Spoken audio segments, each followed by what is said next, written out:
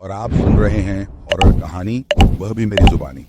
तो दोस्तों, आज मैं आपके लिए लेकर आया हूं भूतहा घर की एक बहुत ही डरावनी कहानी। कहानी बहुत ही डरावनी है, इसलिए आप लोग वीडियो को अंत तक जरूर देखें। दोस्तों, अगर आपके पास कोई डरावनी सच्ची कहानी है तो आप मुझे इंस्टाग्राम पर अपनी कहानी भेज सकते हैं। वीडियो शुरू करने से पहले मुझे आप सबसे छोटी सी रिक्वेस्ट है कि अगर आप मेरे चैनल पर नए हैं तो मेरे चैनल को सब्सक्राइब करना और मेरी वीडियो को लाइक भी करना। और दोस्तों, कमेंट करके हमें जरूर बताना कि हमारी कहानी आपको कैसी लगी, और आप अपना नाम भी लिखना और यह भी बताना कि आप किस शहर से मेरी वीडियो को देख रहे हो। और फिर मेरे आने वाली वीडियो में मैं आप लोगों के नाम बताऊंगा। तो चलिए दोस्तों, बिना समय बर्बाद किए कहानी शुरू करते हैं। यह कहानी है मेरी रिया की। मैं एक जिज्ञासु किशोरी हूं जिसके मन में हमेशा कुछ न कुछ जानने की ललक रहती है। मेरे दोस्त आकाश, विवेक और आस्था भी मेरी तरह ही जिज्ञासु स्वभाव के हैं। हम सब हैदराबाद में रहते हैं और हमेशा कुछ नया करने की तलाश में रहते हैं। हमने सुना था कि हैदराबाद के पुराने शहर में एक कुल्ली कुतुब शाही हाउस नाम की एक हवेली है। ये हवेली अपनी भूतिया होने की अफवाहों के लिए मशहूर थी। स्थानीय लोगों का कहना था कि इस हवेली में अजीबोगरीब घटनाएं होती रहती हैं और यहां कई लोगों की जान भी जा चुकी है। हम सब इस हवेली के बारे में बहुत उत्सुक थे। हमने सोचा कि क्यों ना हम खुद जाकर देखें कि इस हवेली में आखिर ऐसा क्या है जो इसे इतना खौफनाक बनाता है। हमने अपने दोस्तों को भी इस बारे में बताया और हम सब मिलकर हवेली जाने का फैसला किया। एक शाम हम सब मिलकर कुल्ली कुतुब शाही हाउस गए। हवेली बहुत ही पुरानी और खंडहर नुमा थी। चारों तरफ अंधेरा छाया हुआ था और हवा में एक अजीब सी ठंडक थी। हमने सावधानी से हवेली के अंदर प्रवेश किया। हवेली के अंदर का नजारा बहुत ही भयानक था।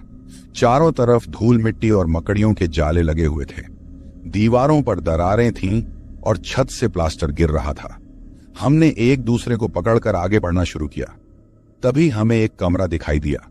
कमरे का दरवाजा थोड़ा सा खुला हुआ था। हमने धीरे से दरवाजा खोला और अंदर झांका। कमरे के अंदर एक बड़ा सा बिस्तर था और बिस्तर के पास एक मेज पर एक पुस्तक रखी हुई थी। हमने पुस्तक उठाई और उसे पढ़ने लगे। पुस्तक बहुत ही पुरानी थी और उसमें कुछ अजीबोगरीब लिखा हुआ था। हम उस पुस्तक को समझ नहीं पा रहे थे। तभी हमें लगा कि कोई हमें देख रहा है। हमने पीछे मुड़कर देखा तो हमें कुछ नहीं दिखाई दिया। हमने सोचा कि शायद हम डर गए हैं। हमने पुस्तक को वापस मेज पर रख दिया और कमरे से बाहर निकल आए। हम हवेली के दूसरे कमरों में भी गए, लेकिन हमें कुछ खास नहीं मिला। तभी हमें लगा कि कोई हमें फॉलो कर रहा है। हमने तेजी से दौड़ना शुरू किया, लेकिन हमें कोई नहीं दिखाई दिया। हम बहुत डर गए थे।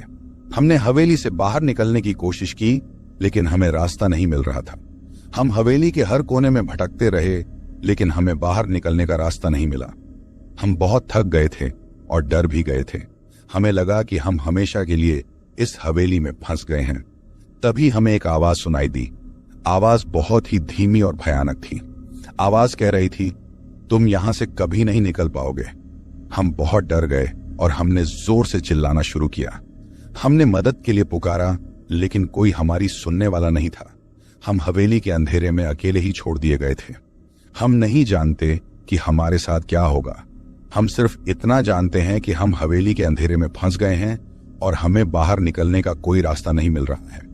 हम बहुत डरे हुए हैं और हमें नहीं पता कि हम इस डर को कैसे सहेंगे। क्या हम कभी इस हवेली से बाहर निकल पाएंगे? क्या हम इस भयानक रहस्य को सुलझा पाएंगे? हमें नहीं पता, लेकिन हम उम्मीद नहीं छोड़ेंगे। हम इस अंधेरे से लड़ेंगे और हम इस हवेली से बाहर निकलेंगे। अंधेरे की चादर में लिपटी हवेली के भीतर हम चारों जैसे कठपुतलियां बन गए थे, जिनके तार किसी अदृश्य शक्ति ने थाम रखे थे। हर कदम एक नई दहशत लेकर आ रहा था। हवा में एक सड़ती हुई मछली जैसी बदबू फैल रही थी, जो हमारी सांसों को रोक रही थी। अचानक एक चीख सुनाई दी। यह आकाश की चीख थी। हमने एक दूसरे को पकड़ लिया, जैसे कि हमारी जानें एक दूसरे से बंधी हों। धीरे धीरे चीख खत्म हुई, लेकिन उसके बदले एक खौफनाक खिड़की का खुलने का शोर आया। हमने डर के मारे एक दूसरे को जकड़ लिया। धीरे धीरे कमरे में एक हल्की सी रोशनी दिखाई दी। यह रोशनी धीरे धीरे बढ़ती गई और हमारी आंखों के सामने एक डरावना दृश्य प्रकट हुआ। एक लंबी काली सायादार आकृति कमरे के दरवाजे पर खड़ी थी। उसकी आंखें दो जलती हुई कोयले की तरह थीं, जो सीधे हमारी आत्माओं को भेद रही थीं। उसका मुंह एक खौफनाक मुस्कुराहट में खुल गया, जिससे उसके दांत दिखाई दिए, जो चमकदार चांदी में चमक रहे थे। हमारे पैर कांपने लगे, जैसे कि जमीन हमारे नीचे से खिसक रही हो। हमने पीछे हटने की कोशिश की, लेकिन हमारे पैरों ने जवाब देना बंद कर दिया था।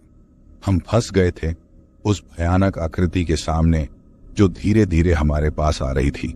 हमारी सांसें फूल रही थीं, दिल की धड़कनें तेज हो रही थीं, और हमारे शरीर में सिर्फ डर ही डर बचा था। हमने आंखें बंद कर लीं, लेकिन उस आकृति की काली छाया हमारी पलकों के पीछे भी दिखाई दे रही थी। हमने एक दूसरे को देखा। हमारी आंखों में एक ही सवाल था, क्या होगा अब? अंधेरे की चादर में लिपटी हवेली के भीतर हम चारों जैसे कठपुतलियां बन गए थे, जिनके तार किसी अदृश्य शक्ति ने थाम रखे थे। हर कदम एक नई दहशत लेकर आ रहा था। हवा में एक सड़ती हुई मछली जैसी बदबू फैल रही थी, जो हमारी सांसों को रोक रही थी।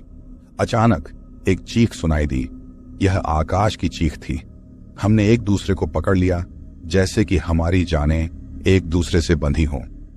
धीरे धीरे चीख खत्म हुई, लेकिन उसके बदले एक खौफनाक खिड़की का खुलने का शोर आया। हमने डर के मारे एक दूसरे को जकड़ लिया। धीरे धीरे कमरे में एक हल्की सी रोशनी दिखाई दी। ये रोशनी धीरे धीरे बढ़ती गई, और हमारी आंखों के सामने एक डरावना दृश्य प्रकट हुआ। एक लंबी काली सायादार आकृति कमरे के दरवाजे पर खड़ी थी। उसकी आंखें दो जलती हुई कोयले की तरह थीं, जो सीधे हमारी आत्माओं को भेद रही थीं। उसका मुंह एक खौफनाक मुस्कुराहट में खुल गया, जिससे उसके दांत दिखाई दिए, जो चमकदार चांदी में चमक रहे थे। हमारे पैर कांपने लगे, जैसे कि जमीन हमारे नीचे से खिसक रही हो। हमने पीछे हटने की कोशिश की, लेकिन हमारे पैरों ने जवाब देना बंद कर दिया था। हम फंस गए थे उस भयानक आकृति के सामने, जो धीरे धीरे हमारे पास आ रही थी। हमारी सांसें फूल रही थीं, दिल की धड़कनें तेज हो रही थीं, और हमारे शरीर में सिर्फ डर ही डर बचा था।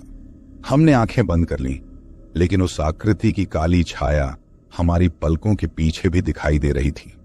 हमने एक दूसरे को देखा। हमारी आंखों में एक ही सवाल था, क्या होगा अब? तभी एक अजीब सी ठंडी हवा चली, जिससे कमरे में लटक रहे दिए की लौ डगमगाने लगी।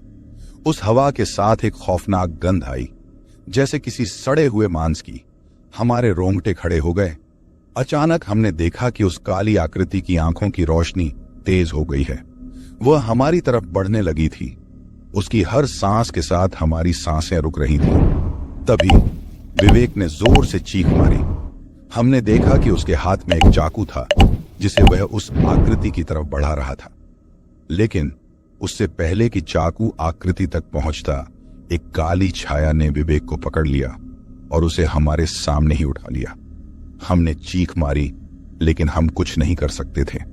हम सिर्फ देख सकते थे कि कैसे विवेक को उस काली छाया ने उठा लिया और धीरे धीरे अंधेरे में ले जा रही थी। हम तीनों एक दूसरे को देखने लगे। हमारे चेहरे पीले पड़ गए थे। हम जानते थे कि अब हमारी बारी है। हमने एक दूसरे को कसकर पकड़ लिया, जैसे कि हमारी जानें एक दूसरे से बंधी हों। हमने सोचा कि अब हमें कुछ करना होगा, नहीं तो हम भी विवेक की तरह ही खत्म हो जाएंगे। लेकिन हमारे दिमाग में कोई योजना नहीं आ रही थी। हम सिर्फ डर रहे थे और कांप रहे थे। तभी हमने देखा कि कमरे के एक कोने में एक पुरानी सी तस्वीर लगी हुई है। उस तस्वीर में एक बुजुर्ग आदमी था, जिसके हाथ में एक पुस्तक थी। उस आदमी की आंखें हमारी तरफ देख रही थीं। हमें लगा कि शायद इस तस्वीर में कुछ है। हमने धीरे धीरे उस तस्वीर के पास गए। तस्वीर को देखते हुए हमने देखा कि तस्वीर के पीछे कुछ लिखा हुआ है। हमने तस्वीर को उतारा और पीछे लिखे हुए शब्दों को पढ़ना शुरू किया।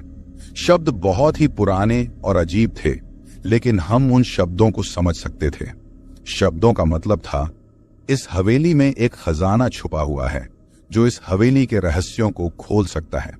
लेकिन उस खजाने को पाने के लिए आपको एक परीक्षा पास करनी होगी। हम हैरान रह गए। हमने एक दूसरे को देखा और फिर से तस्वीर पर नजर डाली। हमें लगा कि शायद यही हमारा मौका है। हमने फैसला किया कि हम उस खजाने की तलाश करेंगे, भले ही हमें कितनी भी मुश्किलों का सामना करना पड़े। हम जानते थे कि यह खतरा है, लेकिन हम यह भी जानते थे कि अगर हमने कुछ नहीं किया तो हम खत्म हो जाएंगे। हमने सांस ली और एक दूसरे को हिम्मत दी। फिर हमने उस तस्वीर में लिखे हुए संकेतों के अनुसार खजाने की तलाश शुरू कर दी।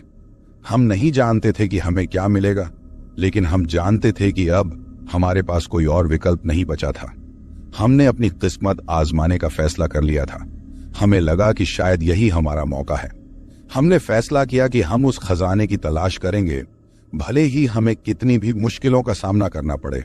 हम जानते थे कि यह खतरा है, लेकिन हम यह भी जानते थे कि अगर हमने कुछ नहीं किया तो हम खत्म हो जाएंगे।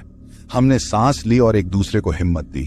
फिर हमने उस तस्वीर में लिखे हुए संकेतों के अनुसार खजाने की तलाश शुरू कर दी। संकेतों के अनुसार खजाना हवेली के सबसे निचले हिस्से में था। हमें एक गुप्त रास्ता ढूंढना था जो हमें खजाने तक ले जाएगा। हमने हवेली के हर कोने को खोजा, लेकिन हमें कोई रास्ता नहीं मिला। हम हार मानने लगे थे, लेकिन तभी हमें एक छोटी सी दरार दिखाई दी। दरार इतनी छोटी थी कि हम उसमें से मुश्किल से ही रेंग सकते थे। हमने एक दूसरे को देखा और फिर उस दरार में घुस गए। दरार बहुत ही संकरी थी और हमें बहुत मुश्किल से ही आगे बढ़ पा रहे थे।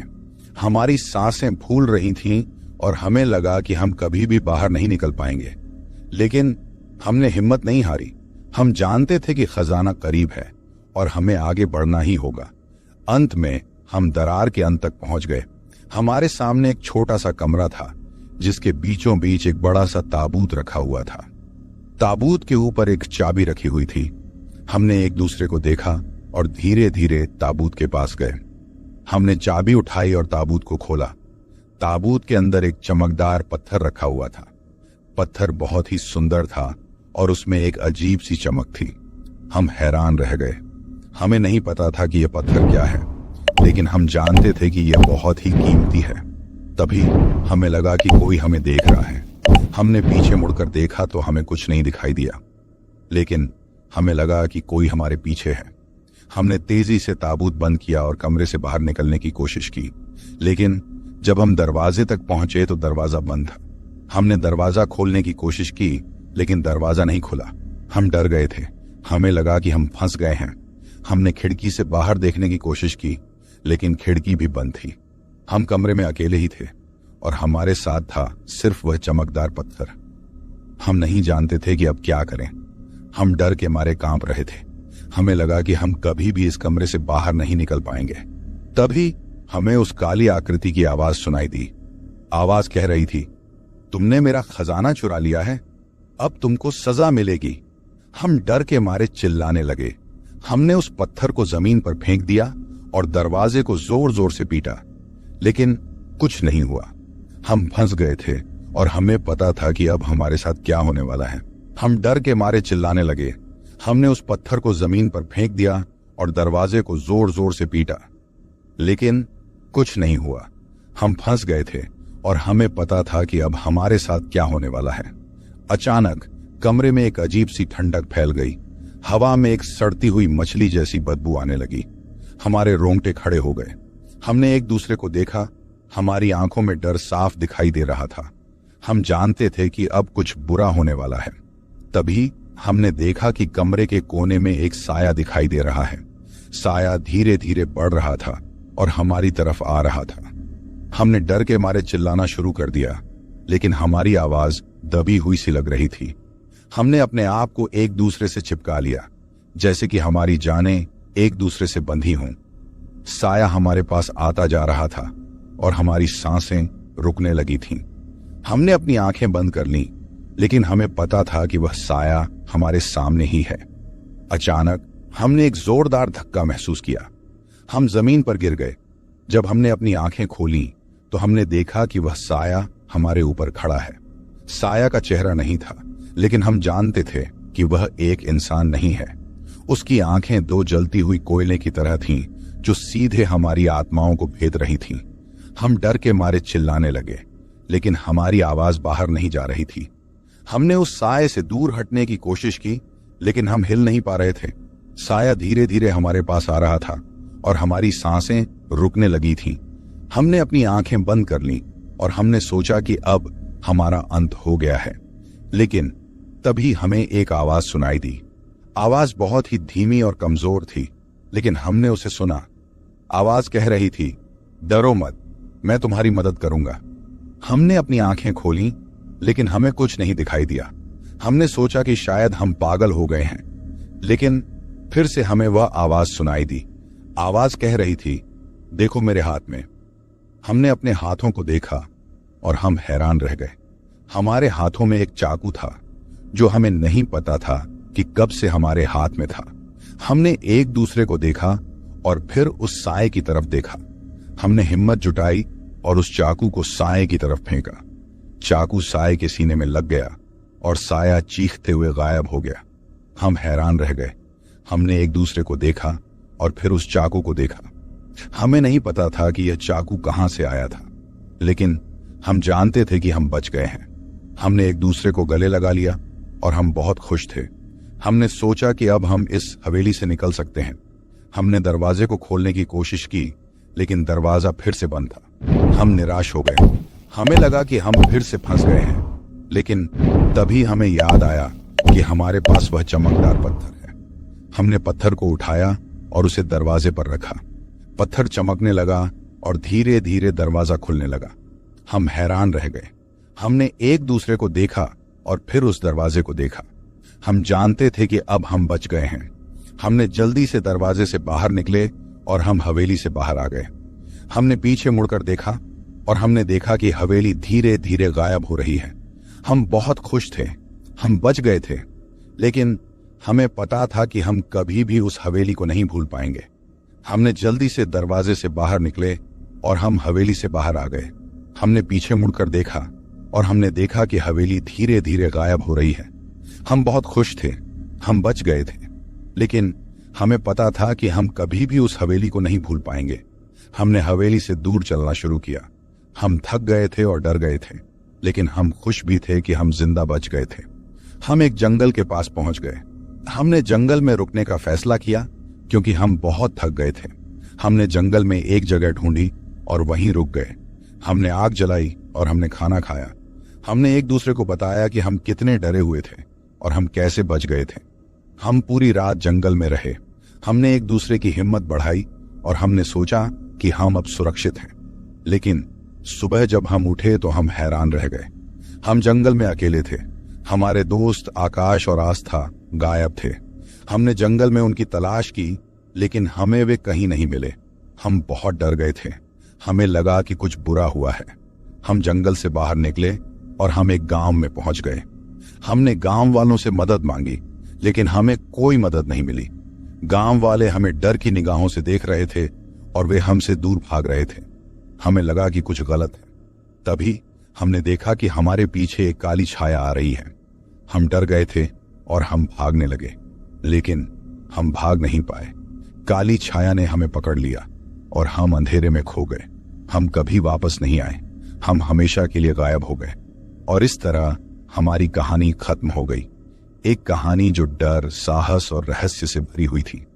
एक कहानी जो हमें बताती है कि कभी कभी जिंदगी में कुछ चीजें होती हैं जिन्हें हम समझ नहीं सकते और जिनसे हमें दूर रहना चाहिए। हमारी कहानी एक सबक है जो हमें बताती है कि जिंदगी की कीमत बहुत ज्यादा होती है और हमें उसे बचाने के लिए हर संभव कोशिश करनी चाहिए। हमारी कहानी खत्म हो गई, लेकिन हमारा डर हमेशा हमारे साथ रहेगा। हमारी कहानी एक चेतावनी है जो हमें बताती है कि कभी भी अंधेरे से डरना नहीं चाहिए, लेकिन हमेशा सावधान रहना चाहिए। हमारी कहानी खत्म हो गई, लेकिन हमारा सफर कभी खत्म नहीं होगा। हम हमेशा उस हवेली को याद करेंगे और हम हमेशा उस रात को याद करेंगे जब हम जिंदगी और मौत के बीच में थे। हमारी कहानी खत्म हो गई, लेकिन हमारा सपना कभी खत्म नहीं होगा।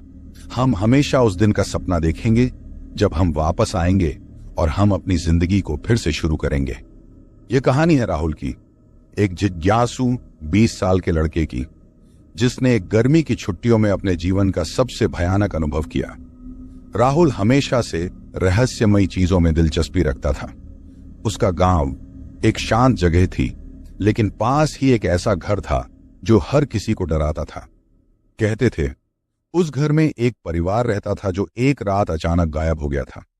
तब से घर खाली पड़ा था, खिड़कियां टूटी हुई थीं और दरवाजे हमेशा बंद रहते थे। एक दिन अपनी जिज्ञासा को काबू न कर पाते हुए राहुल ने उस घर जाने का फैसला किया। दोस्तों ने उसे रोका, लेकिन वह नहीं माना। सूरज ढलने के बाद जब गांव सो रहा था, राहुल सावधानी से उस घर की ओर बढ़ा। घर के अंदर का माहौल बेहद खामोश था। धूल की एक मोटी परत हर चीज पर जमी हुई थी। राहुल ने अपनी मोबाइल फोन की टॉर्च जला ली और अंदर बढ़ गया। कमरे एक दूसरे से जुड़े हुए थे और हर कमरे में एक अजीब सी ठंडक थी। अचानक उसे एक आवाज सुनाई दी, जैसे किसी के पैरों की रगड़ की आवाज। दिल की धड़कन बढ़ गई।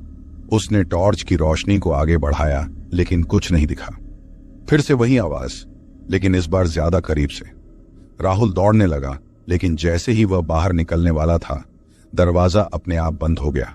अंधेरे में उसे कुछ काले साया दिखाई दिए जो धीरे धीरे उसके पास आ रहे थे। चीख निकल गई उसके मुंह से, लेकिन आवाज दबी सी थी, जैसे कोई उसे दबा रहा हो। उसके बाद क्या हुआ राहुल को याद नहीं।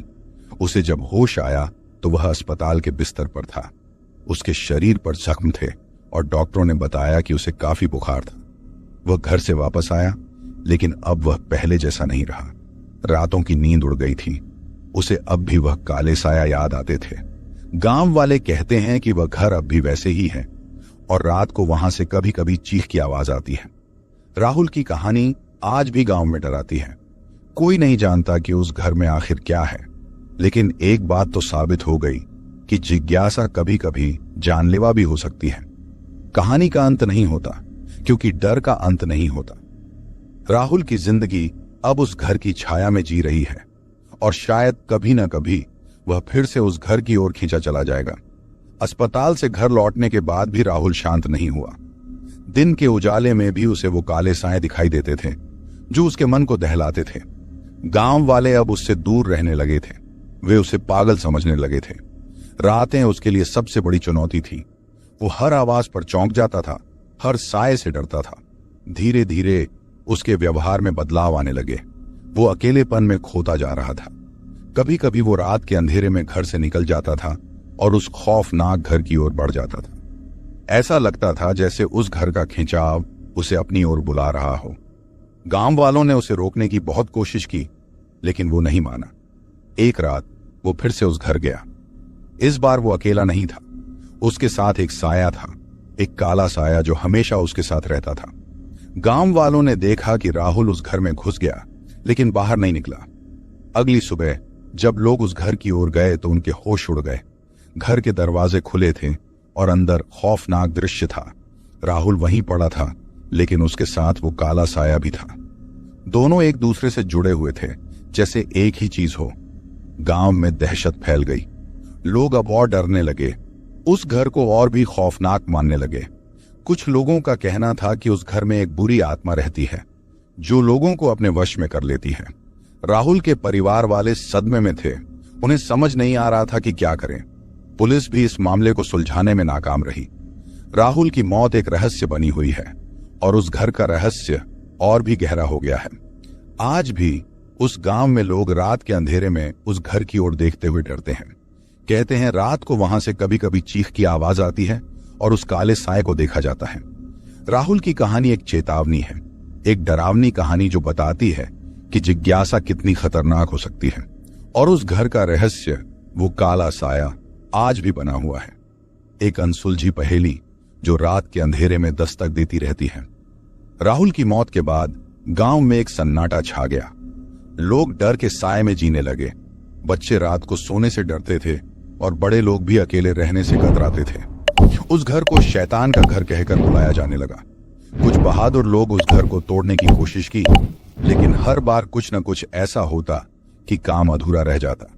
जैसे ही कोई उस घर के पास जाता, उसे अजीब सी बेचैनी होती और उसे वहां से भागना पड़ता। धीरे धीरे गांव के लोग उस घर को भूलने लगे, लेकिन उसकी यादें उनके दिलों में जिंदा रहीं। राहुल की आत्मा, कुछ लोग कहते थे, उस घर में ही भटक रही थी। वे उसे रात को रोते हुए सुनते थे और कभी कभी उस काले साए के साथ खेलते हुए देखते थे। एक दिन गांव के एक बुजुर्ग ने एक रास्ता निकाला। वह एक तांत्रिक था और उसने कहा कि वह उस घर की बुरी आत्मा को शांत कर सकता है। गांव वाले उस पर भरोसा किया और उसने एक पूजा की तैयारी शुरू कर दी। पूजा की रात पूरा गांव एकत्रित हुआ। तांत्रिक ने एक जटिल पूजा की जिसमें उसने कई तरह के मंत्रों का जाप किया। रात बहुत डरावनी थी। हवा तेज चल रही थी और आसमान पर काले बादल छा गए थे। अचानक एक तेज आंधी आई, पेड़ उखड़ने लगे और बिजली चमकने लगी। लोगों के दिल दहल गए। उसी समय उस घर से एक चीख की आवाज आई जो इतनी भयानक थी कि लोगों के होश उड़ गए। फिर सब कुछ शांत हो गया। हवा बंद हो गई और आसमान साफ हो गया। तांत्रिक ने कहा कि अब वह घर सुरक्षित है, लेकिन उस रात के बाद गांव कुछ बदल गया था। लोगों के दिलों में एक खालीपन था, जैसे कोई उनसे छीन लिया गया हो। राहुल की यादें अब भी जिंदा थीं, लेकिन अब उनमें डर कम हो गया था। लोग उसे याद करके दुखी होते थे, लेकिन साथ ही एक राहत भी महसूस करते थे। उस घर को बाद में तोड़ दिया गया, लेकिन उसकी जगह पर कुछ न कुछ अजीब होता रहता था। लोग कहते हैं कि राहुल की आत्मा अब शांत है, लेकिन कभी कभी रात के अंधेरे में उस जगह से एक हल्की सी आवाज आती है, जैसे कोई पुकार रहा हो।